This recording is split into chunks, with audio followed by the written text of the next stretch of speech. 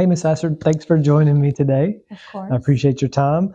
I just want to ask you a couple of questions so that the community can have a better understanding of what a school psychologist does in our building. So, to start off, what inspired you to become a school psychologist, and what do you love most about working with middle school students? I first got inspired to be a school psychologist because I love school, I love to learn, and I wanted to help other students find their passion for learning as well. Not every student is successful in everything. Everyone has their strengths and their difficulties, and so I wanted to be able to work with students to overcome those difficulties, to find their passion for learning, to be successful and feel confident in themselves. Awesome. As far as the middle school Middle school, goes, yeah.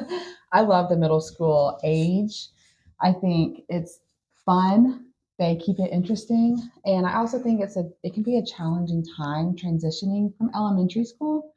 And so I really wanted to work with middle school students to help them through that transition and all these changes that are going on academically, but also emotionally, socially. Right.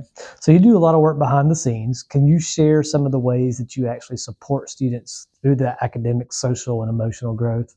Yeah, so academically, I really target those educational goals that they Okay. have. I help them kind of identify their strengths and their difficulties so that we can figure out how the school can support them through their different strengths and needs because every student is different. Socially, I can work with students through social skills training, conflict resolution, kind of teaching those social skills as we're getting older and in different peer groups. And then emotionally, I work with students to help regulate their emotions, teach them how to get through conflict emotionally. And then I can also do individual or group counseling groups to help them target those needs depending on the student and the school. Okay.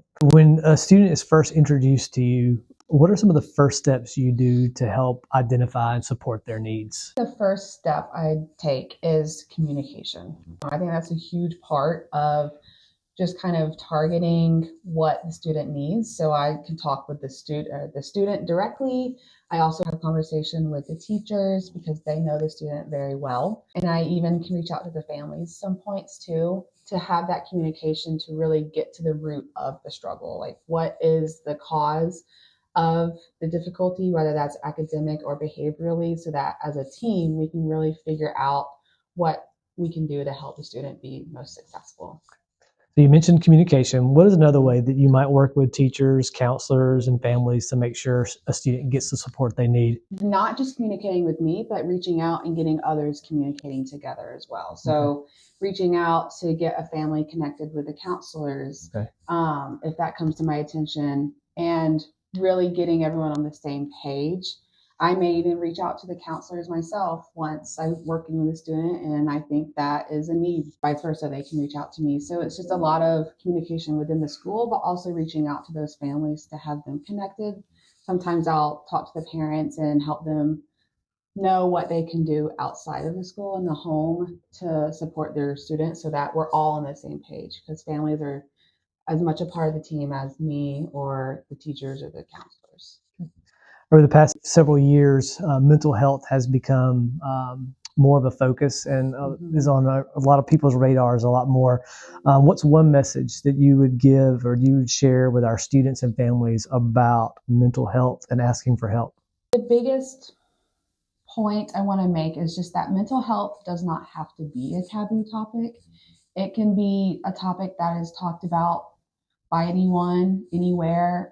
Everyone has mental health, and everyone will have their highs and their lows. And some people may be struggling with mental health, and others may feel successful with their mental health. And so I just think it's important to continue talking about it and having the awareness of mental health so that those who are struggling can kind of find that help and have that trusted adult they can reach out to. Awesome. Thank you. Well, you do a great job here at Crossroads. Our students, our teachers, our families are all very fortunate to have Miss Essard here. So thank you for your time and thank you for supporting our students. Of course, thank you. I'm happy to.